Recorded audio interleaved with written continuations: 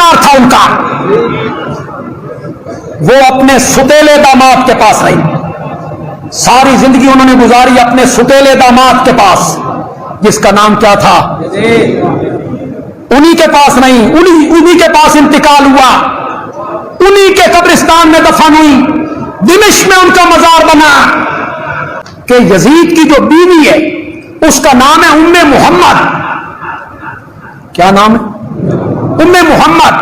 یہ کس کی بیٹی ہے؟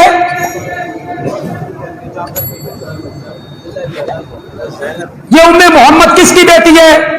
عبداللہ ابن جعفر کی۔ عبداللہ ابن جعفر کون ہے؟ حضرت حسین کے چچا زاد بھائی۔ جی آپ کو لگیں گی تو یہ باتیں بڑی عجیب سی، اتنے رشتہ داریاں نے، تم اپنی بیٹیاں زانیوں شرابیوں کو دیتے ہو؟ کتنی تحقیق کرتے ہو؟ بیٹی کی شادی کرتے ہوئے عبداللہ ابن جعفر طیار کا بیٹا، حضرت حسین کے چچا زاد بھائی بھی ہیں، بہنوئی بھی۔ حضرت زینب کی شادی کس کے ساتھ ہوئی تھی؟ عبداللہ ابن جعفر کے ساتھ، لیکن ام محمد ان کے بطن سے نہیں ہے، یہ ذہن میں رکھیں۔ ام محمد ان کی دوسری بیوی کے بطن سے، وہ زینب کے بطن سے نہیں ہے۔ یہ قافلہ وہاں گیا۔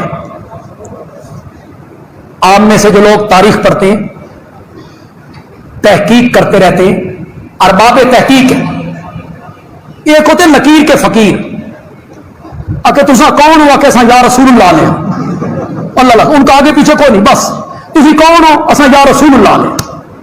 عقیدہ کیا، نظریہ کیا، بیچاروں کو کوئی پتہ نہیں ہوتا، لکیر کے فقیر ہوتے ہیں۔ وَمِنْهُمْ أُمِّيُّونَ،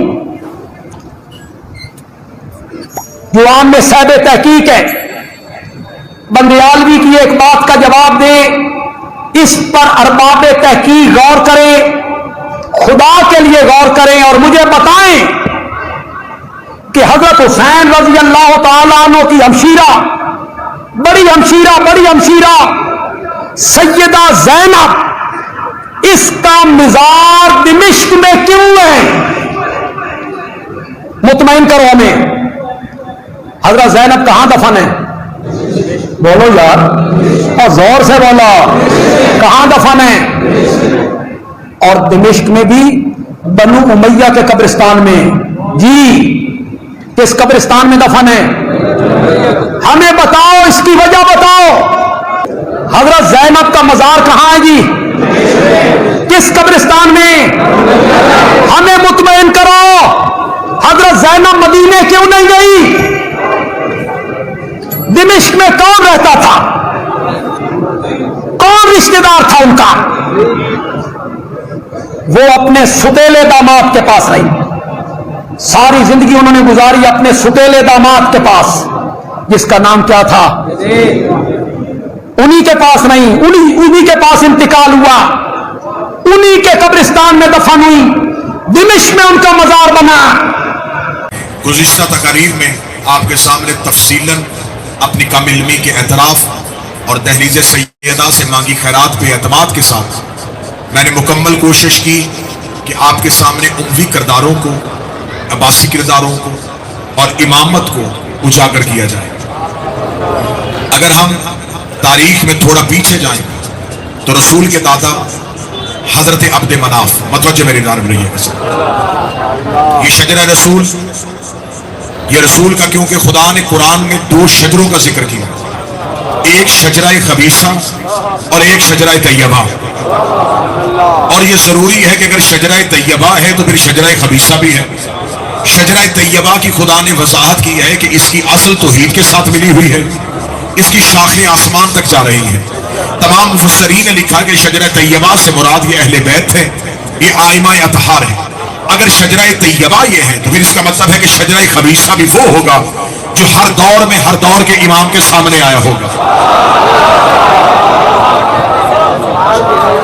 لہذا جو رسول کا مقدس ترین شجرہ ہے، حضرت آدم کے بعد شیس، شیس کے بعد انوش، انوش کے بعد کنان، کنان کے بعد مہلعیل، مہلعیل کے بعد بازر، بازر کے بعد ادریس، ادریس کے بعد اخنوخ، اخنوخ کے بعد مسلوشہ، مسلوشہ کے بعد مالک، مالک کے بعد نوح، نوح کے بعد ارفخشد، ارفخشد کے بعد شالح، شالح کے بعد عابر، عابر کے بعد فالح، فالح کے بعد ارغو، ارغو کے بعد ابراہیم، ابراہیم کے بعد اسماعیل، اسماعیل کے بعد کدار، کدار کے بعد بین، بین کے بعد حامل، حامل کے بعد یس، یس کے بعد یمسئی، یمسئی کے بعد عاد، عاد کے بعد عدنان، عدنان کے بعد معاد، معاد کے بعد مدرکہ، مدرکہ کے بعد خزیمہ، خزیمہ کے بعد کنانہ، کنانہ کے بعد نظر، نظر کے بعد مالک، مالک کے بعد غاب، غاب کے بعد فہر، فہر کے بعد لوی، لوی کے بعد کعب، کعب کے بعد کلاب، کلاب کے بعد زید، زید کے بعد کسا، اور کسا کے بعد عبد مناف۔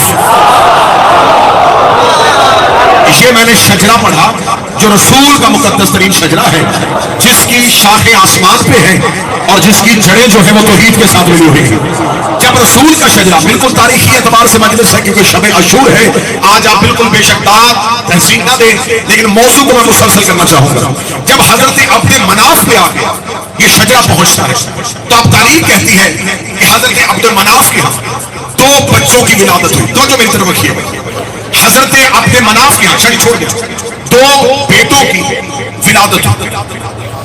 دونوں بچے جب پیدا ہوئے تو یہ جڑواں، ایک تاریخی روایت ہے کہ دونوں کی آپس میں پشت جڑی ہوئی تھی، اور ایک روایت ہے کہ ایک بچے کا پاؤں دوسرے کی پیشانی سے جڑا ہوا۔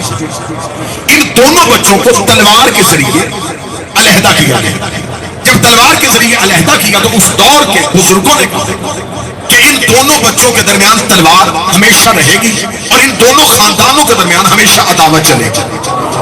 عبد مناف کے ایک بیٹے کا نام عبد الشمس تھا، دوسرے بیٹے کا نام عمر تھا، جن کو علیحدہ کیا گیا۔ یہ دونوں، یہ رسول کا خاندان پڑھ رہا ہونا، اور ایک بہت بڑی تاریخی دہشت گردی اس کا جواب دینے لگا، جو کہا جاتا ہے کہ اموی رسول کے رشتہ دار تھے۔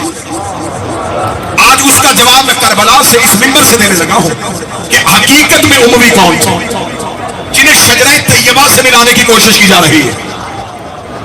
اب جب عبد مناف کے ان 2 بیٹوں عبد الشمس اور عمر کو تلوار سے جدا کیا گیا تو شام کے علاقہ میں یہ رہتے تھے، آبائی وطن مکہ تھا، لیکن تجارت کی غرض سے حضرت عبد مناف شام آ گئے تھے، کیونکہ مکہ میں چھوٹے لوگ رہتے تھے، مکہ کے لوگ زیادہ امیر نہیں تھے، لہٰذا یہ تجارت کرنے کے لیے قریبی مضافاتی علاقوں میں جاتے تھے۔ لیکن جو عمرہ ہوتے تھے، جو امیر ہوتے تھے، صاحب حیثیت ہوتے تھے، یہ تجارت کرنے کے لیے روم جاتے تھے یا پھر شام جاتے تھے۔ روم بھی قدیم اور شام بھی قدیم تہذیب تھی۔ حضرت عبد مناف شام آ چکے تھے۔ عبد مناف کے ہاں جب 2 بیٹوں کی ولادت ہوئی اور تلوار سے علیحدہ کیا، عبد الشمس شام رہ گئے اور عمر جو ان کا بیٹا تھا یہ اپنے آبائی وطن مکہ آ گیا۔ یہ تجارت شام کرتے تھے، کاروبار شام کرتے تھے، رہائش شام میں رکھتے تھے، زیادہ وقت مکہ میں گزارتے تھے۔ حضرت عمر جب مکہ میں پہنچے تو اس وقت مکہ میں قحط پڑ چکا تھا، لوگ پانی کی بوند کو ترستے تھے، لوگوں کے گھر کھانے کو کچھ نہیں تھا۔ عمر نے اس بات کو بہتر سمجھا کہ بجائے میں شام میں جا کے عیش و عشرت کی زندگی گزاروں، جس علاقے سے میرے آبا و اجداد ہیں، اگر وہاں بھوک ہے، وہاں پیاس ہے، تو مجھے یہاں رہنا چاہیے۔ انہوں نے اپنے خزانہ کا منہ کھول دیا اور انہوں نے اپنے گھر میں دسترخوان لگا دیا اور مکہ والوں سے کہا کہ آج کے بعد تم نے اپنے گھروں سے کھانا نہیں کھانا، پورا مکہ میرے دسترخوان سے آ کے کھانا کھائے۔ یہ کتنی دیر مسلسل رہا؟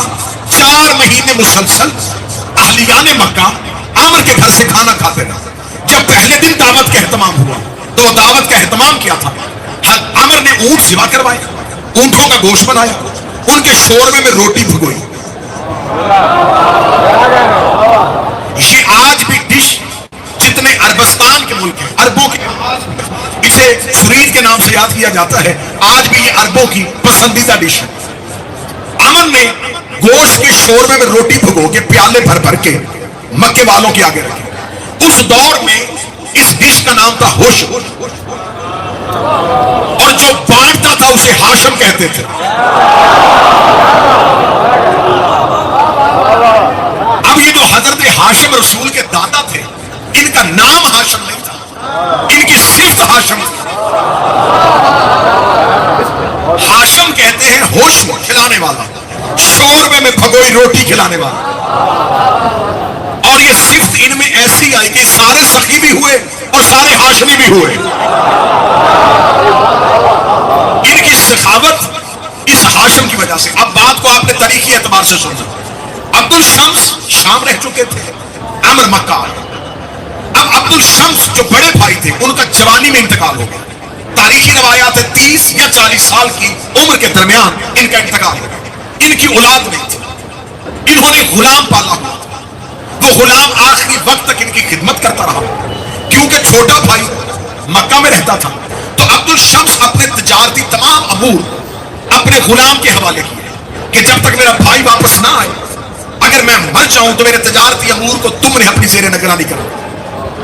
جس غلام کو انہوں نے پالا تھا اس غلام کا نام تھا امیہ.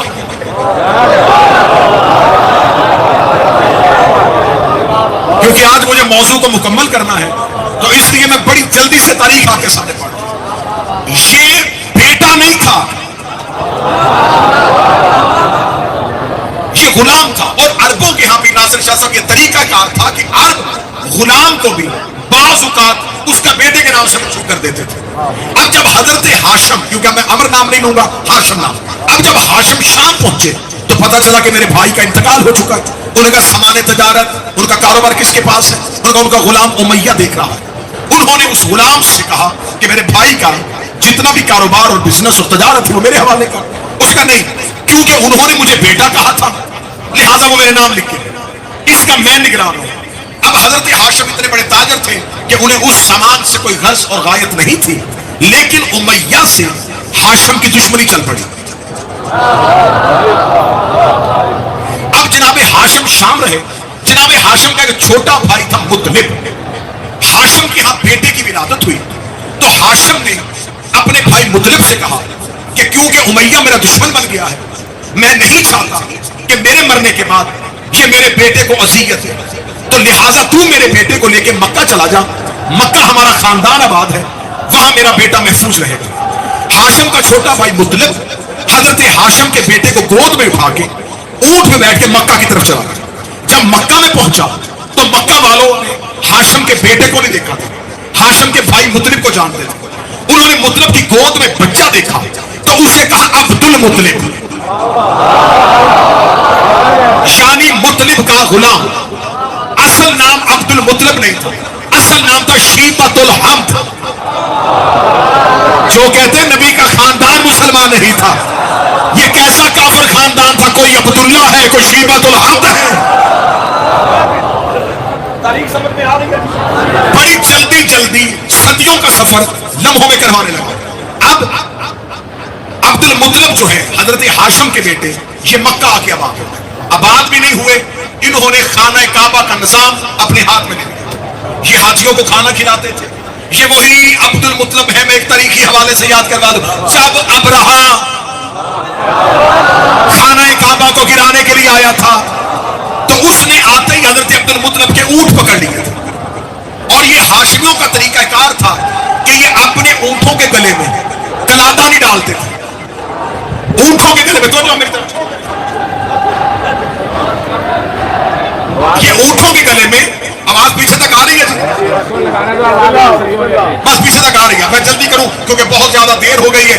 میں چاہتا ہوں کہ مومنین زیارت سے میں اب عربوں کے ہاں, آپ تو جو میری طرف کے عرب کا ہر قبیلہ اپنے اونٹ کے گلے میں ایک کپڑا ڈالتا تھا, وہ اس قبیلے کی پہچان تھی. وہ اونٹ بتا دیتا تھا یہ کس قبیلے کا. ہاشمی اپنے جانور کے گلے میں پٹا نہیں ڈالتے تھے اور کسی کی جرت بھی نہیں ہوتی تھی کہ ان کے جانور کو پکڑ لیں. ابرہا نے آتے ہی حضرت عبد المطلب کے اونٹ پکڑ لیے. حضرت عبد المطلب کے اونٹ پکڑے تو یہ تاریخی حوالہ تو دینیات اور اسلامیات میں ہے کہ حضرت عبد المطلب نے آ کے کہا کہ میرے اونٹ کہاں ہیں؟ اس نے کہا میں تیرے اللہ کا گھر گرانے, تیرے اللہ کا. ذہن قریب ہوں گے تو میں کچھ پڑھوں گا, آپ قریب ہوں گے تو میں کچھ پڑھوں گا. میں تیرے اللہ کا گھر گرانے آیا ہوں, تو اونٹ لینے آ گیا. گھر کا نہیں پتا, فرمایا اونٹوں کا مالک میں ہوں, گھر کا مالک وہ ہے. لہذا آج بھی عقیدہ یہی رکھنا, عزاداری خطرے میں نہیں, عزادار خطرے میں ہے. عزاداری کا وارث موجود ہے.